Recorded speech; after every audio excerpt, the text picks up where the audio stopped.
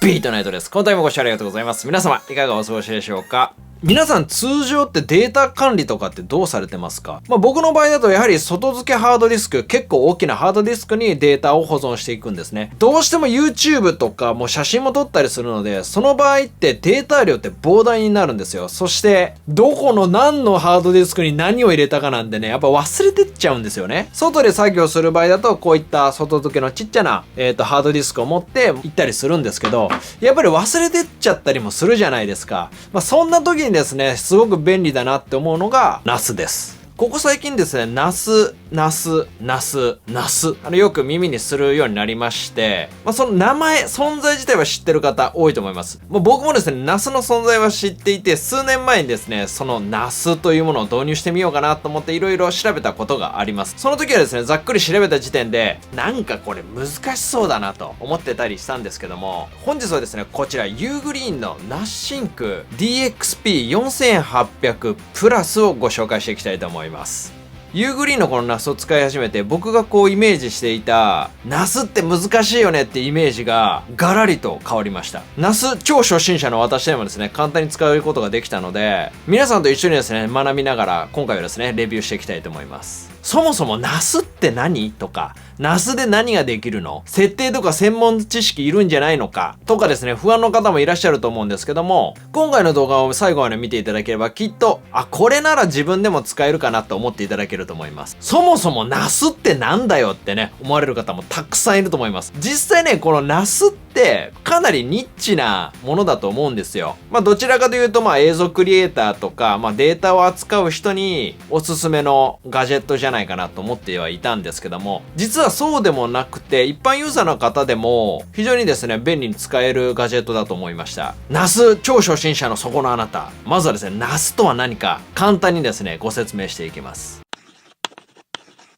スマートフォンで写真を撮ったり動画を撮ったりしていくと、データってどんどんスマートフォン内に溜まっていくじゃないですか。スマートフォンのデータ量を超えるともう消していかないといけなかったと思うんですけど、今現代のサービスだとクラウドサービスっていうのがいろんなとこから出ているんです。要は月額なり払って、ご自身の動画であったり写真をですね、クラウド上、オンライン上でそのデータを保存してくれているサービスです。ご利用の方たくさんいると思いますし、僕は iPhone を使っているので、Apple が提供している iCloud とか、あとはですね、Google が提供している Google ドライブなどをですね、利用しています。もちろん無料枠で提供されている部分もあるんですけども、どうしても写真とか動画とかってデータ量が多いので、どんどんですね、容量って食っていくんですよ。なので無料枠ってすぐ超えちゃうんですね。なので僕は月額料金を払って、そのクラウドサービスの容量を増やして使っているんです。iPhone とか使ってるとよくですね、もうすぐ容量がいっぱいになるので、クラウドの容量増やしませんかっていう通知が来ると思うんですよ。容量を増やすとともに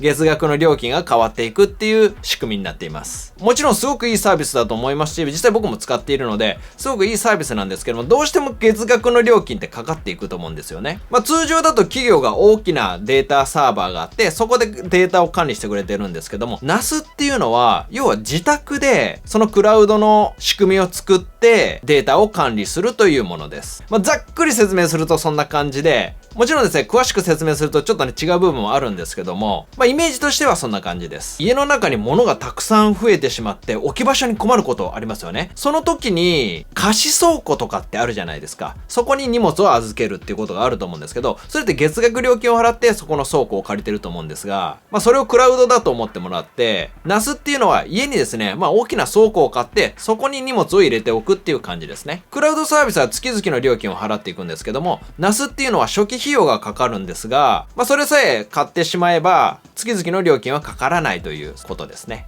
イメージとしてはデータを預ける倉庫なんですけども、実はですね、使い方によっては本当に便利な自分だけのシステムを組んだり、便利な使い方もできるんです。はい、NAS のイメージができたと思うんですけども、ただ、これまで NAS を自宅に導入するのってめちゃくちゃハードル高かったんですよ。正直僕もですね、数年前に NAS っていう存在を知って自宅に導入しようと思ったんですけども、あまりにもハードルが高すぎてやめました。数年前までの NAS っていうのは企業のですね、こうサーバールームに専門的な知識を持った、いわゆるネットワークの専門家の人たちが知識を駆使してですね、設定しているっていうイメージなんですよ。なので IT ガチ勢が使っているようなものだと思ってずっとですね、敬遠してきたんですね。視聴者の皆さんの中でも、NAS には興味あるけど、やっぱりちょっとね、難しいから、手出すのやめとこうっていう方も多かったと思うんですよ。そんな NAS のイメージを覆してくれたのが、今回ご紹介する Ugreen の NASSync DXP4800 プラスなんです。まさにですね、自宅サーバーのゲームチェンジャーになったんじゃないかなと思うぐらい簡単に使うことができるのでご紹介していきます。で、この Ugreen の NAS が何が素晴らしいかと言ったら、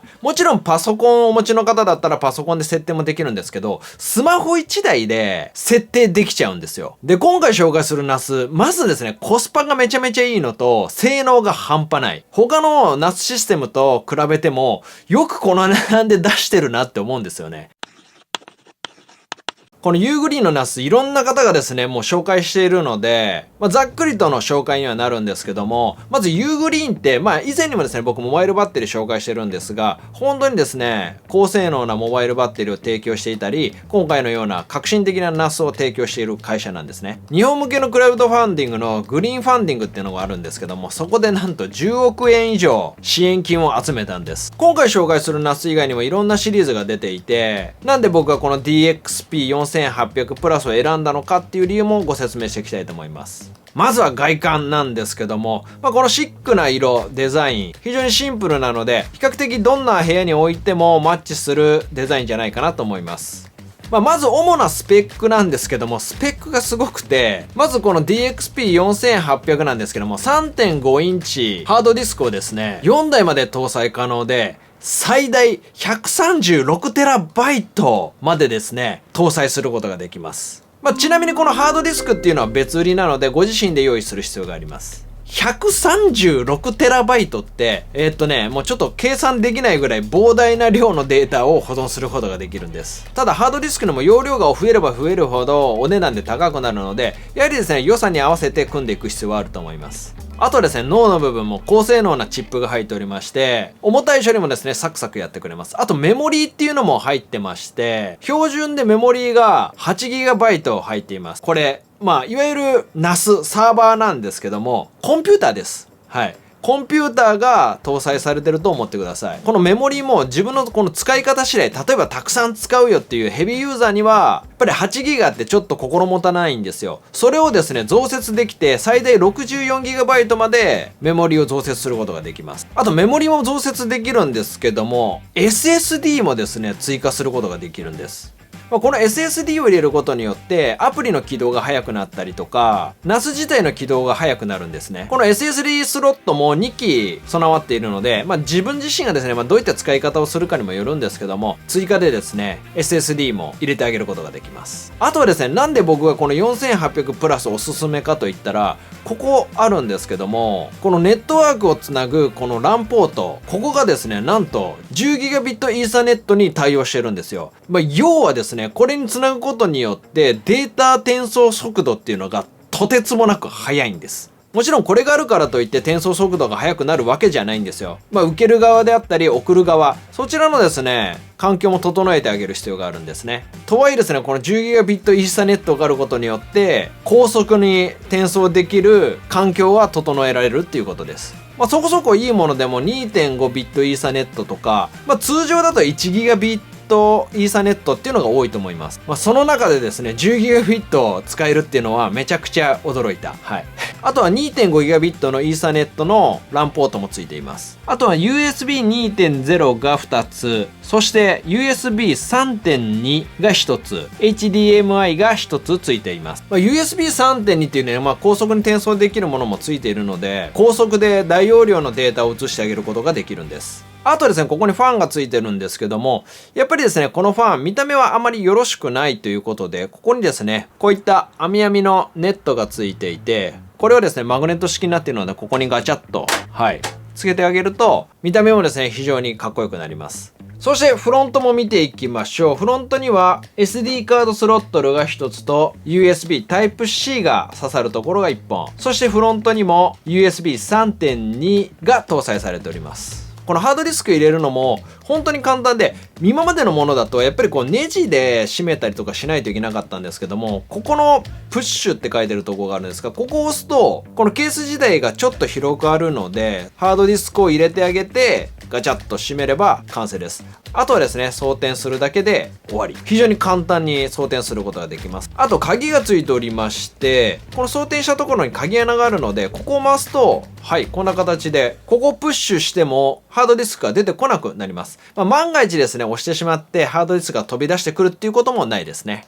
というわけで本体の性能自体もものすごく高いんです。NAS って他にも売られてるんですけども、例えば 10GB イーサネットとかが搭載されてるだけで、やっぱりお値段ってめちゃくちゃ高くなるんですよ。今 15% オフの割引をやっているので、84,500円で購入できるって、まあね、すごいですよ。セール中だと85,000円切ったりとかするんで、よくこの性能でこの値段で作れるなと思います、本当に。今回僕が紹介してるモデルっていうのは4800プラスっていうモデルなんですけど、通常の4800っていうのもあるんですよ。これ違いがあって値段も違うんですけど、通常の4800は 10GB イーサネットが搭載されてないんですよ。確か 2.5 だったはず。なので僕のおすすめとしてはこちらのプラスの方がいいと思います。金額で言うと多分6000ぐらいしか変わらないんですけども、やっぱりね、高速環境を整えるには 10GB 搭載されてるものの方がいいと思います。というわけでざっくりと本体の説明したんですけども、早速設定をですね、皆さんにご紹介していきたいと思います。めちゃくちゃ簡単です。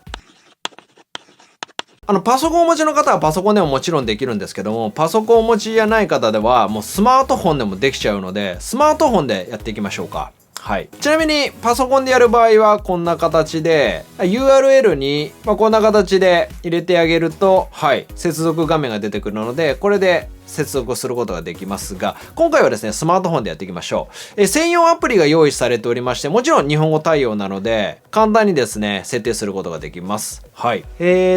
まずは NAS 自体にインターネットを接続してあげる必要があるので、ご自宅のルーターからネットワークを引っ張ってきて、はい、こちらに挿します。ちなみにこの本体自体には Wi-Fi っていうのは搭載されていないので、直接挿してあげる必要があります。はい、アプリをダウンロードしまして、これを開くとですね、登場しました Ugreen NAS へようこそっていう形に出てますね。で、ここで新しいデバイスの登録を押すと、はい、出てきました。DXP プラス AB5B って出てますね。そう。で、ここで登録ボタンを押すと、こんな形で、Ugreenの NAS に名前を付けましょうみたいな形で、これは任意のですね、名前を付けてあげます。僕の場合だと、せっかくなので、自分の B と910っていうやつを入れます。あとはチェックを入れて、次へ。ここで管理者のアカウントの設定っていうのが出てくるので、ご自身の、任意の名前と、あとパスワードですね。パスワードを入れてあげれば OK です。あとはメールアドレスも登録しておいた方がいいので、メールアドレスを登録と。そうするとですね、確認コードが届くので、確認コードを入れてあげてあげるっていう感じですね。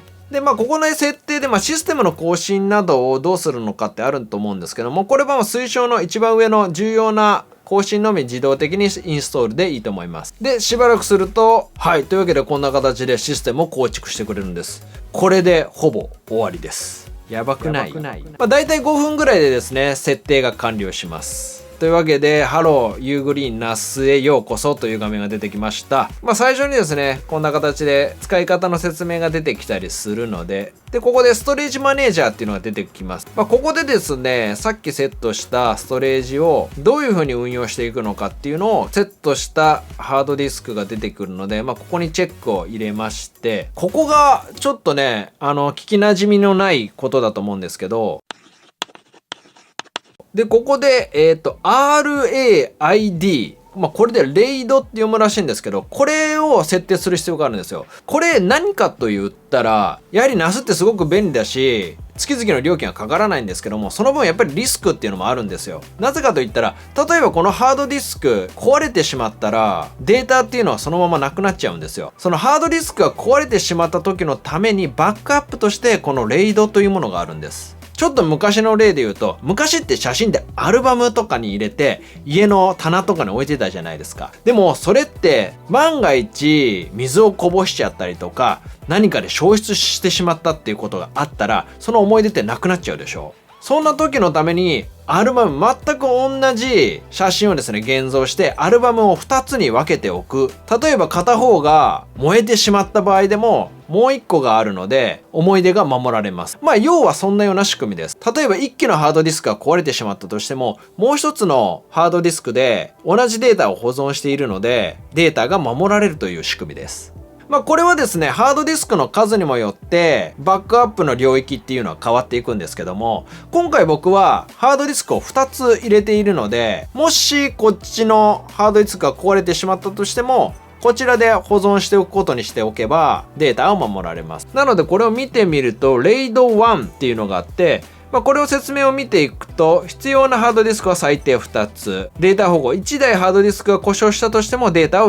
失われませんと。この RAID 5になると、ハードディスクが最低3つ必要になってくるんですが、1台のハードディスクが故障したとしても、データの修復が可能となっております。もう一つ RAID 6っていうのは最低4つのハードディスクが必要になってくるんですけども、例えば2台ハードディスクが壊れてしまったとしても、こちらの2台でバックアップを取っているのでデータ修復が可能になります。じゃあ一番安全な RAID 6にした方がいいよねって思うとは思うんですが、もちろんそうなんですけど、ただやっぱりその分ですね、書き込み速度とかが遅くなったりとか、データ量が減ってしまうので、ここもですね、一長一短なんですね。なので、ご自身がどれだけ重要なデータを扱っているのかにもよって、こちらのですね、バックアップ選んでいけばいいと思います。今回僕の場合は、ハードディスクが2つしかないので、とりあえず RAID 1しか選択できませんので、そちらを選択していきます。この RAID に関しては、最初にですね、決めておかないと、後からの変更ってすごく大変なんですよ。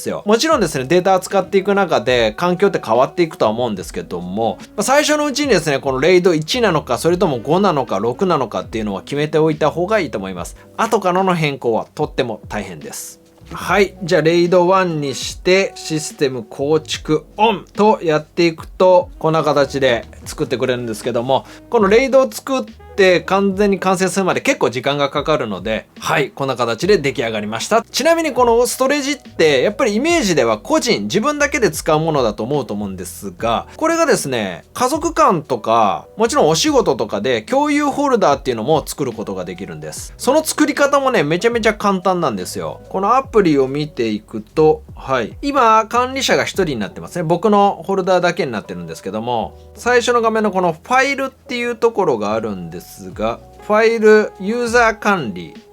管理のところを見てると、下の方に追加っていうのがあるんで、この追加を押します。そうするとですね、このユーザー名っていうのが出てくるので、ユーザー名を入れたり、あとパスワードですね。パスワードを入れたり、情報などを入れてあげると、はい、こんな形で超簡単に家族用のですね、ホルダーっていうのもできます。このホルダー情報を共有してあげれば、家族間であったり、仕事のチームの中でデータをですね、共有してあげることができるんです。このを作るのもめちゃくちゃ簡単だから、アプリ一つでできるんですよ。これはね、本当にね、便利だなと思います。今までのことを考えると、本当に便利になったんじゃないかなと、はい、感じますね。というわけで実際ですね、ちょっとやってみましょうか。はい。まずは、写真を送ってみようか。はい。写真を選んで、個人フォルダーにじゃあ送信しましょう。めちゃくちゃ早いね。やっぱり。写真のファイル自体がそんなに大きくないので、データ移すのもめちゃくちゃ早いです。せっかくなんで動画も、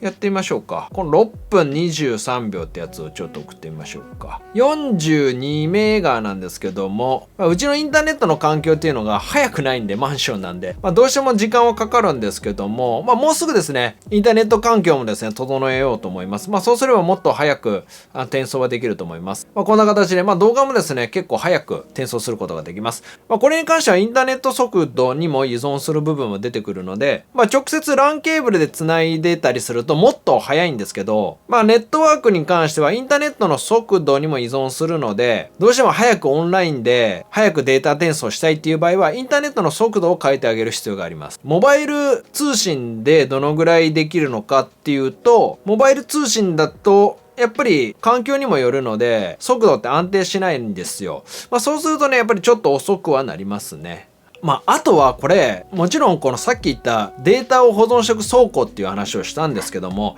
専用のアプリがたくさん用意されていまして、使い方次第では可能性が無限だなと思います。これをですね、紹介している YouTube チャンネルがあって、この方ですね、コウ小川さんのこのナスの紹介の動画がすごく面白くて、どうしてもこのプログラミングの知識が必要だったりはするんですけども、こういったことができるようになったら本当に面白いと思うし、自分専用のアシスタントっていうのを制作することもできるので、今後ですね、僕はそれをやっていきたいなと思います。僕もですね、こういった知識これからですね、つけていって、また皆さんに共有していきたいなと思いますので、ぜひですね、このタイミングでチャンネル登録もよろしくお願いいたします。今やったのが iPhone の、写真であったり動画のデータを写してバックアップ取ってるって感じなんですけども、あとはですね、iCloud と同様にメモを保存することもできますし、Mac でいうバックアップのタイムマシーンとしてパソコンのデータをバックアップしていくこともできるので、非常に便利だなと思います。で、NAS ってやっぱりすごく便利だし、いい部分も多いんですけども、やっぱりですね、気になるポイントもあるので、そこもですね、しっかりお伝えしていきたいと思います。まずはやっぱり気になるポイントとしては、初期費用がかかるということです。もちろんですね、これだけの性能で、セールの時はですね、8万円台で購入はできるんですけども、どうしても別でハードディスクを用意しないといけないんですよ。ハードディスクも今はだいぶ安くはなっているんですけども、これが8テラ、10テラ、なんとかもうどんどん大きくなればなるほどお値段で高くなってくるんですよ。12テラで僕が使ってる同じメーカーだと、おそらく4万円ぐらい1機するんですよね。それを例えば4機買おうとすると、それだけで16万円ぐらいになるじゃないですか。ハードディスクって永久に使えるものではないので、いわゆる消耗品なんですね。なので、数年に一度などですね、やっぱり買い替えてあげる必要があるので、そこのコストがかかります。あとですね、家の中のこのネットワークを高速の環境を整えるためには、それだけですね、周辺機器に投資する必要があるんですよ。それがね、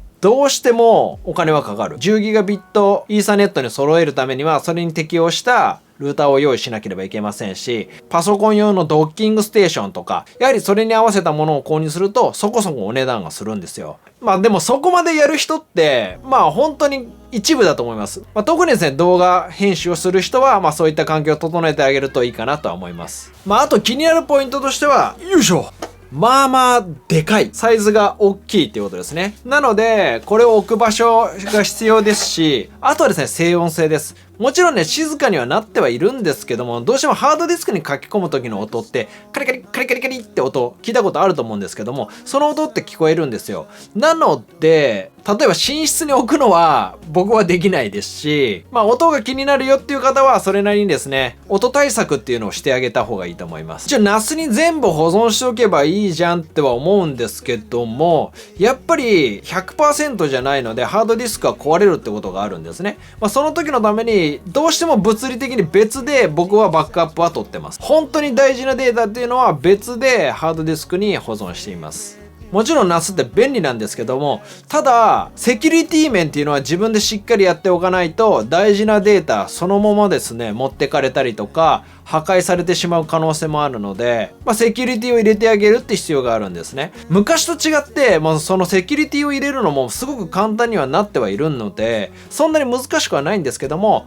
そのセキュリティっていうのはご自身でしっかり入れてあげる必要があります。あとはですね、先ほども説明したんですけども、どうしてもリモート外でデータをダウンロードしたいとか、そのデータにアクセスして作業したいっていう時は、インターネットの速度に依存するので、この家の中のインターネット環境っていうのも整えてあげる必要があります。うちの場合だと10ギガが引っ張れないので、やはりフルにこの性能っていうのを活用するのって難しいんですよ。ただ今のところ僕はそこまで気にはなりませんでしたけどね。なので、インターネットの速度にも依存するよっていうことは覚えておいてください。もちろん気になるポイントはあったんですけども、総合的に僕はこれ導入してマジで良かったです。特に僕みたいに映像を作っていたり、写真をやってたり、大きなデータを扱ってる人にはですね、本当におすすめの NAS でございます。はい、このためご視聴ありがとうございます。本日はですね、ユーグリーンからご提供いただきました、ナッシンク DXP4800 プラスをご紹介させていただきました。僕自身もですね、ナスの知識は全然なかったんですけれども、本当に簡単に導入できましたし、興味ある方はですね、一度ですね、ぜひ使ってみてください。特におすすめはこちらの4800プラスです。あとはですね、普段、クラウドサービスにたくさん課金をしている人、これはですね、ナスを導入してみてもいいんじゃないかなと思います。というわけで本日はですね、私はもうナス素人だったんですけども、そこをですね、なるべく噛み砕いて皆さんにご説明できたんじゃないかなと思います。もしですね、この動画が参考になりましたら、グッドボタンよろしくお願いいたします。それではまた次の動画でお会いいたしましょう。ビートナイトでした。ボーイ。